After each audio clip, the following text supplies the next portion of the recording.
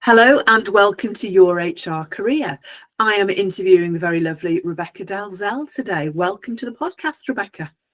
Hi, thanks for having me. So Rebecca is a recruiter slash HR transitioning hybrid type person. So you're Yep. an interesting one, and I've put you in the middle of our run of episodes in the Friends of HR, but you're kind of morphing across the border. So we'll talk more about that, but Yeah. you're in the general spectrum of people and HR roles. Fantastic. So thanks so much for being on today. As with all the other guests, I sent Rebecca a range of questions beforehand to get her thinking, and she's given me some answers. So we might refer to those as we go through. But let's start at the beginning. So I'm fascinated because you made a casual comment at the start of your notes that saying I graduated in a recession, so selling art wasn't an option. Straight away I'm thinking, hello, what did you do at university or college or whatever? Yeah, so I studied history of art. I did my history of art masters at Edinburgh. Really, really wanted to get into selling art. That was the dream, that was the goal. And then I graduated in the recession, and sadly there weren't any of those jobs and people weren't buying art. So that was kind of I suppose that is a very silly casual comment, but if you know the But no, I history. was intrigued, yeah. So you joined the growing pile of arts graduates in Oh the, yes, in the general sense. So yes. so where did you start in the world of work?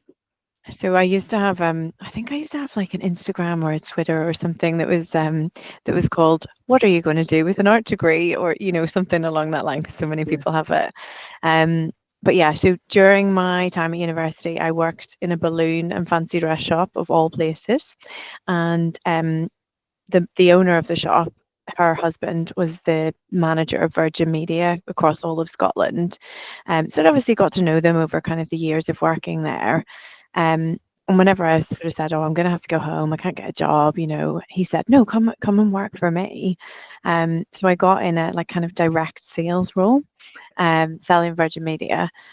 Got sent down to, I think it was like Cheltenham or somewhere, for 2 weeks intensive sales training. Loved every second of it. And then that was the start of my career. So hardcore sales was the start of the career. Um, And what and did you then love about it then? So, you're smiling, I can hear the lightness in your voice. What was it about sales? Because sales to me is like stab me in the eye with a blunt pencil, why oh don't you? But you obviously yeah. loved it. Oh, Yeah. I just love the people side of it. So it was Mhm. meeting all these different people, building relationships with them. Absolutely love that. Now, don't get me wrong, very sadly, I had to go back to Ireland for a while, so I had to leave that job. And then I got a job in a call center, and that side of sales was, there is no lightness in my voice about that. That was not a nice, that was hideous. That was, sit in your car and cry on the way to work type thing. Um, Okay. but that people, I think that really sort of sparked my interest in people and that relationship, and that was so important to kind of my next career move. And that also had laid the hope and dream that actually work could be a positive place. So if you'd only had that call center Oh yeah. experience, you would have been in a dark place. But you were like, no, hang on, there is something out there. Oh, definitely, Yeah. So where did definitely. you go next? So I was in Ireland for a while, and then I wanted to move to Yorkshire, and I'd never ever been to Leeds before. And I got a job interview at a massive global recruitment company, flew over for the day and got the job. I'd never been to the city, came for the day, got it, and then moved here. And that was 2009. So I've been here a while now. So again, I'm going to have to unpick this. So why did you want to come to Yorkshire? So there is a bit more to the story. So there was a boy involved who Of is, course, there was of a course, boy. of course, there was a boy, which again, very sadly, did not work out quite Oh, quickly. But I'm still here, and I'm really happy, and I've got 2 kids and a husband and all those things. So so it worked out in the end. But moved here, and then just stayed and loved Yorkshire. yeah, and loved recruitment. Yeah, absolutely, absolutely. Was so naive when I went into it. Thought I remember in my interview saying, I'm just so passionate about people. I want to help them get jobs. And I remember the feedback was, you're so green and you're so nice, and I'm not sure you can cut it. And I think maybe having that sales background actually helped, because yes, it is people and it is all those things, but it is also sales ultimately. And you're not unusual, that isn't the right word. There aren't that many people who match that in such a positive way, because I think sales can have a really negative reputation, can't it? Yes. And then HR, people who are too soft and peoply, can also have a bad reputation. So the kind of, it's an interesting mashup, isn't it, within you? Yeah, and I think, I mean, when you sort of introduce yourself and you say you're a recruiter, or probably the same when you say, "Oh, I'm an HR," people think you know, you kind of judge anyone based on their career, whatever they give you. But I think recruiters are up there with kind of, they're just seen as really sharky sales, and it's not all like that. Of course, it's not. I mean, there are some, but not all like that. And so tell me about your understanding of yourself at that point then. What was it about that hybrid role of people and sales? What is it within you, do you think, that made that the right fit? Oh, that's a deep question. So I would say, I think because I had that sales training and I was good at it, and I could kind of, I could see the potential. And we're talking here, I was like 23, 24, and then all of a sudden I was, you know, earning some money, and, you know, had a nice city centre flat, and, you know, all these things. It was really exciting at that time. And I think just naturally I have that, like, I like talking to people, I like building relationships, and I think just naturally that helped me along the way with it. And maybe because I didn't have that approach, and because I was naive, I didn't have that approach of, this is just about the money, or this is just about getting the sale, because I was so naive, and that maybe helped me. Yeah. But you were target driven. I mean, in a literal sense, you had Oh, targets. yeah. And you achieved them? Pardon? You achieved them? Yeah, Were you yeah, good yeah. at it? Yeah. Yeah. Like, I was looking at my CV the other day, and, you know, we were the top performing division in Yorkshire and the Northeast, and, you know, like all these different things. And I think, oh, I did do that. That was okay. Yeah. Yeah. And I think, as you said, you're focusing your attention on the building of relationships probably made it for you a more positive experience, but it would have for your customers, whoever's commissioning you, and candidates as well. It will have felt better for everybody all round. Oh, yeah, completely. Because you've got that, you've got that relationship with your sort of client, you've got that relationship with your candidate, and like, it's the same in any job. You never know when you're going to come across these people again. Like, you have no idea. And like, somebody reached out to me this week that I'd spoken to 6 years ago about a customer service job, and she was looking to move, and I just thought, that's, you know, that's really nice that she remembers that. And I didn't actually get her a job. You know, she got a job herself. But she just came back to me because she was looking again, and I thought, wow, okay, And nice. she's remembered that positivity. Yeah. No, it's And nice. Leeds is small, isn't it? It's a small Oh, market. yeah, So you will come completely. across people again. So Yeah. tell me about then, at the point that you and I first met, Yes. your My Internal Recruiter brand was really starting to grow. So tell me where that idea came from then. So at the point in our story, you are in a large, well-organized corporate recruitment. You've got, you know, targets and gorgeous salaries, and you're swanky flat, and you know, it's all going on. So join the dots for me then. How did you jump then into your own business? So I had a couple of, I moved into management, and then had a kind of couple of like regional manager jobs, in different organizations of varying sizes. So one was like a scale up, and one was kind of like a well-established company. And I think for me, the big thing was, and going back to this relationship thing, it was always all about the relationships. And I just really wanted to be able to do recruitment, but build the relationships, those ongoing relationships with people. So that's where the sort of subscription, My Internal Recruiter, came from. So I took the plunge. It was over 7 years ago now that Is it? we met. Yeah, I know. Yeah. So yeah, took the plunge, and kind of, and at the time, not that it's obviously new, but it was sort of a bit different in the market. And it was, yeah, it was really good. And it was just because I wanted to kind of grow with those companies and get in with them and just, you know, sort of get to know everyone in the company and not just do one bit of recruitment and never see them again. So where did you get the idea? So the thing that really intrigued and impressed me about your concept was the costing model.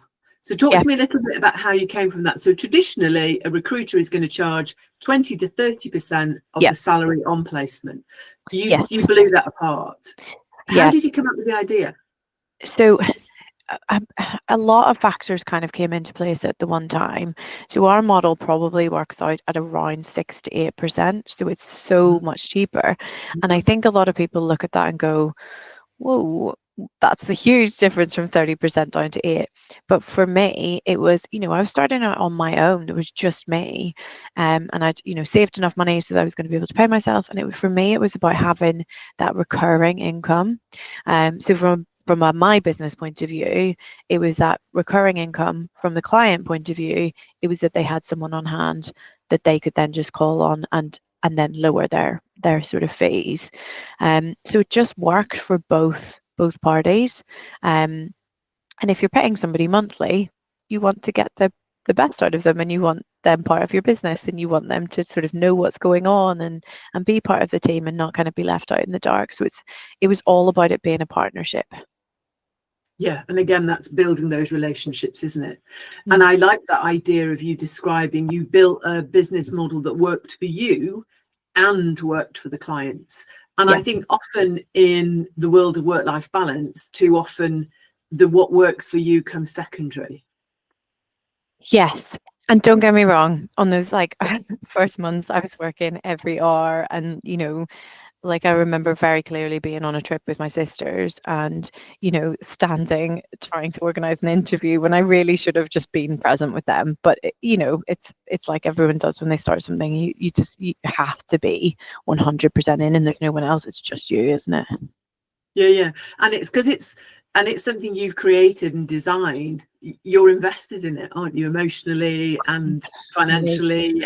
Yeah, everything. Yeah. Yeah, and then I think because clients were sort of asking me about their, you know, I'm mainly dealing with business owners, and they would say, oh, can you help me with this HR project? And that was sort of how that has kind of transitioned right up to date. And I just started doing some projects and work with kind of existing clients. Yeah. And again, it's that building the relationship. They trust you. Yeah. So they ask you. Yeah. Oh, and completely. it's kind of being there and having that connection, isn't it? Yeah. Yeah. So tell me about the HR side then. When did that sort of first come on your radar as a separate thing? So, I mean, so I've always been in kind of management. So I've always done the HR side of things. So I've always done the kind of reviews and you know, hiring, all that kind of thing, onboarding, all those things. And I think I've really liked that part of the job. And then I've been in jobs where I've been involved in quite a lot of like disciplinaries, performance management, and that sort of intrigued the other side of it. So I think whenever I started up my internal recruiter, and then people were sort of offering me these projects to do like engagement surveys and all these things, I kind of jumped at the chance because I thought, it's all part of people, like you said at the start, it's all part of people. And I just was really interested and thought, okay, well, I know this business, but I'm also not an employee, so it's easier for me to do those kind of things. And yeah, it's just really worked. Yeah, and I think that's a really interesting way in, that you were sort of a doer, you were a manager, you were on the other side of the process. Yes. I think that puts you in a really brilliant place to redesign so that it works better, but also to have that first-hand experience of having to run a performance management process. Yeah. Yeah. Because I think often HR people, unless they're managing a team, they don't often get to do it or need to do it. And I think it feels very different using the tools versus designing the tools. So you've got both ends of it. Yeah. Yeah, and I think, I mean, so I remember one thing, and this is genuinely awful, but I remember having to do like a disciplinary, and HR were sat outside the room because they were genuinely worried for my safety because of this person. And I thought, oh, I'm so young and I'm in this role, and I was so nervous. And I thought, why aren't they doing it with me? Like, why aren't they here and doing it with me? And I think that side of things has always sort of thought, yeah, you're absolutely right. You know, you can write all these policies and all these procedures, but they don't. It's sort of each situation is different, each person is different, and they don't all fit. Like you just, I get in massive corporates they probably have to, but they're people and they're all individuals. So yeah, you have to kind of make them fit for that person. And again, it's that understanding people and building relationships. You can see the kind of the thread Yeah, through what you've been interested in. yeah. So I asked you another question, which I've asked everybody about what they think makes a good HR person. Hmm. And your answer was commerciality, Hmm. which is a good answer. Yeah. But tell me what you mean by that. So I would probably say two things. I would definitely say commerciality, and I would also say sort of reading the situation. Mhm. But the commercial side, so you see so many things on LinkedIn or wherever kind of bashing HR and saying it's just fluff and it's wishy-washy and it's there to sort of stop things. And I always think people are your biggest cost, your biggest asset in any business. Maybe manufacturing is like the second biggest, but most businesses is the like your wage bill is the biggest thing that you're paying. And if you're not getting the best out of those people, then your business is going to fail. And I just think that people aren't giving HR the kind of, like, some businesses do it and they understand it and they get it and like should drive their people. And if you've got good people, you know, look after them and, you know, manage the other ones. And, you know, I just think that it gets a bad name and it shouldn't. And it's so Mhm. interesting because obviously I went into recruitment and that gets a bad name. And then you see you see then the other side of HR. So I just think, you know, your people are everything. So make sure that they are happy and make sure that they're driving the success of the business. Yep. And you said about reading situations. Say a bit more about that. Oh, so I think that was just probably based on the conversation we were having. You know, like you can write all these policies, you can have everything in place, but you need, you know, I don't know, you might have a policy for how much time someone gets off for a bereavement, but you don't, you know, it could be different. Someone's, you know, granny could be their mom, or do you know what I mean? Like all those situations are all different. And I think you need to really look at that and use common sense rather than just say, well, the policy says we do this. And I think that's something that I've discovered through doing HR in the last little while. Yeah, and it can be very reassuring to have a black and white rule. Oh, completely. Yeah, and you It's need easier, isn't them. it? You Yeah, know, yeah, yeah. let's have a laminated sheet that we can just follow. But Yeah. the subtlety of bringing that to life and also making it land in a way that really speaks of and supports your culture Yes. is more nuanced than that. Oh It's my not black. goodness. No, Yeah, no, no. Very grey. Very, very grey. very grey, exceptionally grey. Good, good, good, good. Well, we have time for one last question, and I'm interested to know, you've alluded already to the fact that you are developing your business and your areas of focus into HR as well as. So Yep. talk to us about kind of where your business is now and what your hopes are for the future. Yeah, so still very much focused on recruitment, and that side of things will never go away. That subscription business is here to stay. But I think, like I said, I was doing all these HR projects, and I thought, oh, maybe I should do my CIPD. I got like some real imposter syndrome of, oh, but I don't have a qualification, or oh, I don't have this, and I think, well, I don't have a qualification in recruitment, so why on earth am I bothered? But I decided to do my CIPD, which I just finished in January, which is exciting. Mhm. Um, and then, yeah, so now I feel that sort of officially I can offer sort of more HR services. And I know I've been doing it for absolutely ages, but it just feels like now it's official and now there's a bit more. So it'll sort of be an overall people business rather than just focused on recruitment. Fantastic. Well, I wish you all the best with that. Thank I'm sure you. people will seek you out Hopefully. so that they can, yeah, see how you can help. As I said before, we came across each other first when you were launching My Internal Recruiter, and I think it's really interesting, is it, think of that evolution of being able to provide additional services. It's a very natural kind of growth. So yeah, fantastic. So thank you so much, Rebecca, for your time. I hope everybody has found that of interest. As ever, you can find all the other episodes over on my Substack page. And if you would like some behind the scenes content and early access, then do please sign up to my mailing list. Thanks very much. And thanks again, Rebecca. Speak to you soon.